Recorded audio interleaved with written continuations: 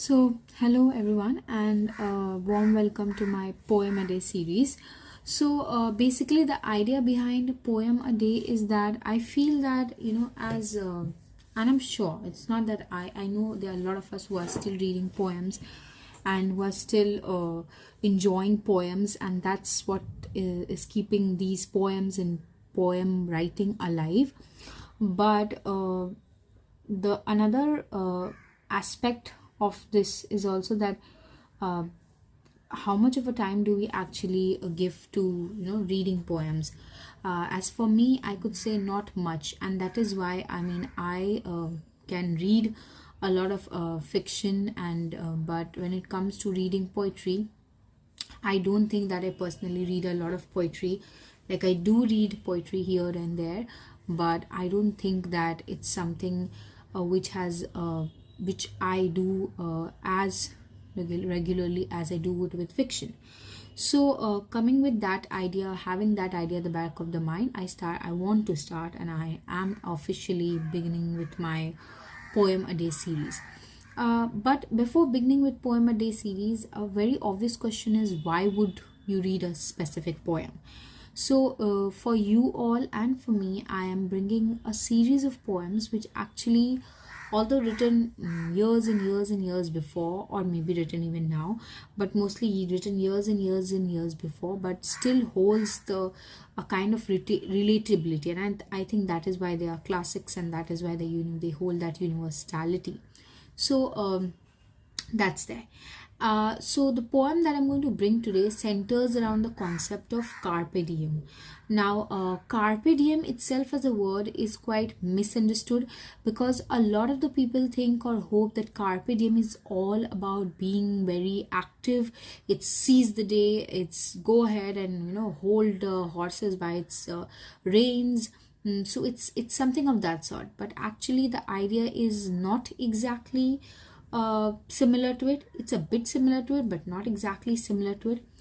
Anyhow, that's a discussion I think I'll have for some other day, and that's something that I'm actually working on, as in how there's certain phrases or words that actually whose meaning due to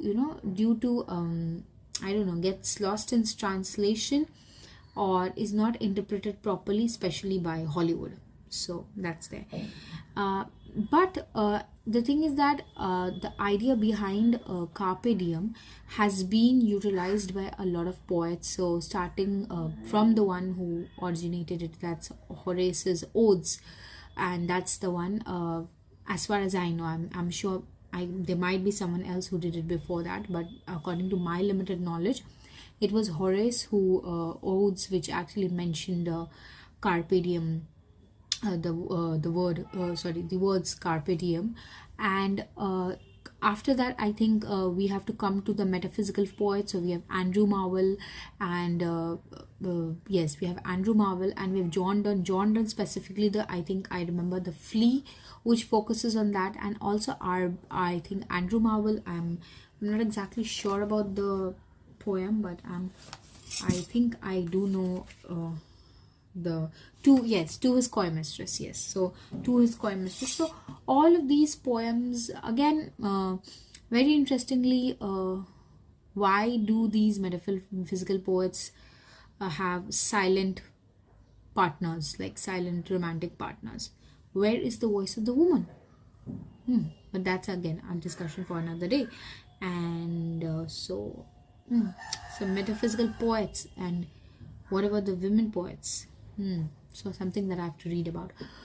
Now, coming to carpe diem. So the idea here is again the misunderstood idea about going ahead and doing it, and let's not waste time. Let's whatever is there, you live only once, and zindagi na milegi dobara kind of thing, which people associate with carpe diem, which is not exactly what carpe diem is. Carpe diem has a discipline of its own. It's not about all about recklessness, but that's the idea. And obviously Tennyson's Ulysses, to strive, to strike and yield, go ahead and do it, and which translates into our coming with the passage of time. It translates and gives into that conventionality, the conventional idea that's prevalent in our society, where you have to be active, passivity. There's a video which was I think by Academy of Ideas, which said passivity breeds mediocrity. So you have to be active, you have to be always overprotective, hyper capitalist, or like so you have to be always on the go, on the move, and stuff like that, like the ones they show in those coffee ads. Constantly drink coffee and ruin your health, but we just keep on moving forward. So that's there.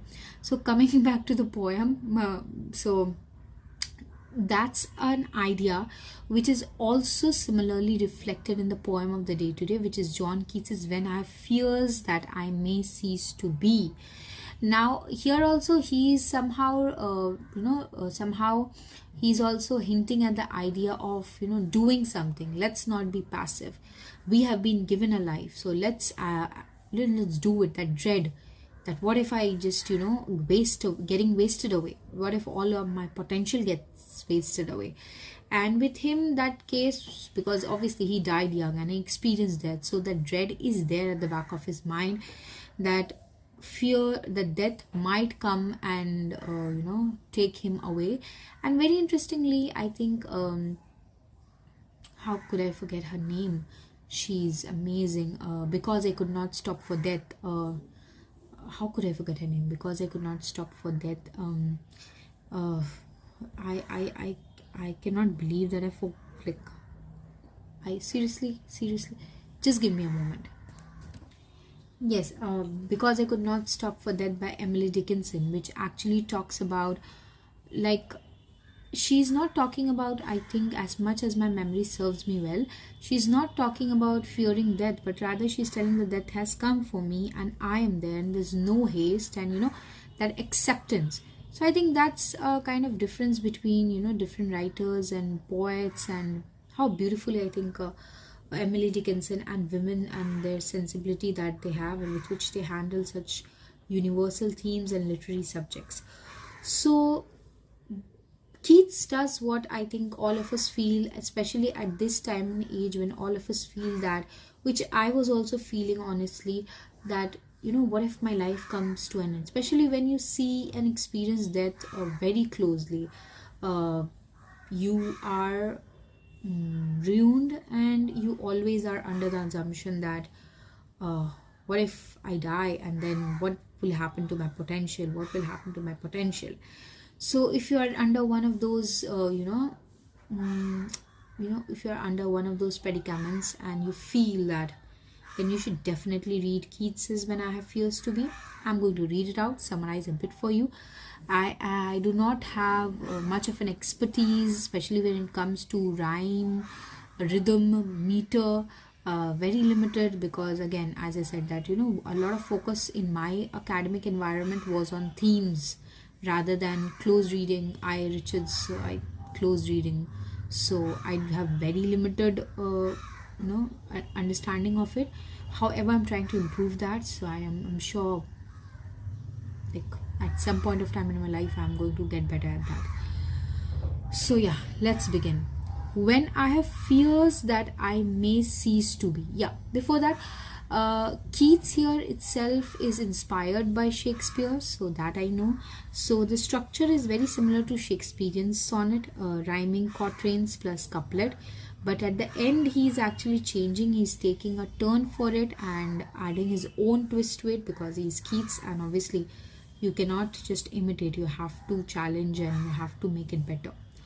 When I have fears that I may cease to be, before my pen has gleaned my teeming brain, before high piled books in charactery hold like rich garners the full ripened grain. So very interestingly, because Keats uses these words which actually creates that musicality. He was called, I think in a letter to Byron, he said that he writes what he sees, I write what I imagine. Mine is the hardest task. I remember reading these lines in, there's this book Everyman edition of Keats, very amazing, great. If you want to read a book on Keats, you should definitely go for that edition, because it gives you so much of valuable information. I still do not have it, but please, if you want to know more about Keats and have a good book, one of the good books, because one book is never sufficient, that is a really good book.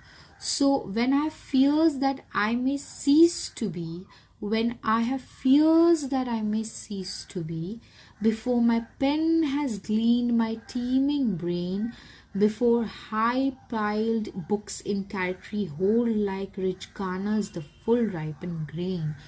So he's using these long vowels, and when I have fears that I may cease to be, before my pen has gleaned my dreaming. Gleaned again, something associated. Similarly, carpe diem, I think, is actually it's a word that's coming from the horticultural arena. That's there, because gleaned also remind me, agriculture. And obviously he's a romantic poet, so nature and agriculture is there. Before my pen has gleaned my teeming brain, gleaned, extracted his steaming overflowing brain, before high piled books in character hold like rich garners, again garnery, so quite rustic picture, the full ripened grain. The full ripened grain here is comparison, by comparison his brains is talking about how like he fears that before his pen could actually give all that his pen has to give, and before all the books, high piled books in characters, like which are like rich garners, rich storehouses of the thoughts, I might die, I might not be able to achieve what I wish to achieve. When I behold upon the night starred face huge cloudy symbols of a high romance, and when I am beholding, when I'm experiencing. So Keats is, interestingly, I found it a bit odd, because Keats is not so much about his idea of carpe diem. His idea of poems is very similar to the actual idea of carpe diem, which is taking in the senses, feeling it, rather than go ahead and do it and be violent and be active, rather than just like push, slap and plop. Yesterday I was actually teaching Death of a Naturalist by Seamus Heaney to one of my students. So before all these active and slapping, plopping, aggression, Keats is more about taking it in, pausing a bit, indulging in the senses. So I was surprised that he's talking about carpe diem in that sense, but here he is somehow talking about and here he's somehow hinting at that sense, because he's also called master of senses. He evokes that image in your mind through different senses. He evokes that image in your mind. So when I behold the night starred face, the sky, huge cloudy symbols of high romance, and here by high romance he means chivalric romance, because it was quite Saint Agnes, not death, sorry, Saint Agnes, the festival, the medieval festival, if I'm again not wrong. So that's there. So romance, that's there. I think the name of the character there was Madeline, the woman who was there and sitting on the feast of Saint Agnes, if I'm not wrong. So huge cloudy symbols of high romance, and think that I may never live to trace their shadows. I may never be able to create all of that, which magic hand of chance, with the supernatural, with the creation, with the creativity. I would never be able to do it. I would never be able to fulfill it. La Bella, I think it was La Bella Dame Sans Mercy or Saint Agnes, I'm not exactly sure. Please pardon me for my very limited and perplexed memory. Okay. And think that I may never cease to trace the shadows with the magic hand of chance, and when I feel, fair creature of an hour, that I should never look upon thee more. Now he's coming to his beloved and he's talking about how he, fair creature in a hour, we have limited timing. Similar to again Shakespeare and his emphasis on let's make the most of the day. that I shall never. No wonder he structured this poem according to Shakespearean sonnet, because the idea is similar. That I shall never look upon the moor, never have relish in the fairy power, the supernatural, the thing that makes you beautiful, the aura that's there, fairy power of unreflecting love, and again a love that is unrequited. So I may never get to know that. I may never get to experience that. And perhaps my unrequited love will be always unrequited. Then on the shore of the wide world I stand alone and think. So again he's coming to that fact that okay, no, these are the senses, these are the perception, these are the opinions, these are the things that I have, these are my fears, my anxieties. But coming to very different idea, but Camus-esque, I think it was Albert Camus myth of a Sisyphus, right? So Camus-esque idea of, that we do not have a choice. We have to keep on rolling that stone above that hill like Sisyphus. So, and it's one of my favorite ideas. Ever since I got to know about that, I've been struck. Call me an amateur, limited knowledge person, but I love that whole idea ever since I got to know it in my undergraduation days. So I stand alone and think, till love and fame to nothingness to sink. So I stand alone and I think I'm doing that, I'm being active, that misinterpreted idea of carpe diem, I'm indulging in that, till I realize I have no choice. Life is life. Tomorrow I might die, you might die, and that's it. And we might not be able to achieve our dreams, we might not be able to do whatever we wish to do. And that is why we have to take each day as it is. We have to make each day as pleasurable as we can, because it's not about the future, it's about the present. To love and fame, so love that I want, success that I want, to nothingness do sink. So nothingness, again I think it's spondy, because nothingness do sink. So it might come to an end, it might be end all and be all, and there might be nothing else. But yeah, what could I do? I have to just accept it and keep on moving forward. So yeah, that's my poem a day with my very limited knowledge. I hope you liked it. I hope it helped you. At least I hope it pushed you in a direction where you get interested in it. And go ahead and just read the poem if you feel like Keats, when I have fears that I may cease to be. So you just revisit this poem. And if you wish to know more about this poem in details, I have 2 to 3 articles which I also read while reading about this poem. I'd be more than willing to share that with you. You could DM me and I could definitely share that with you. So have a great day, have a great day today. Make the most of it by being present and by not rushing through. Bye bye, take care.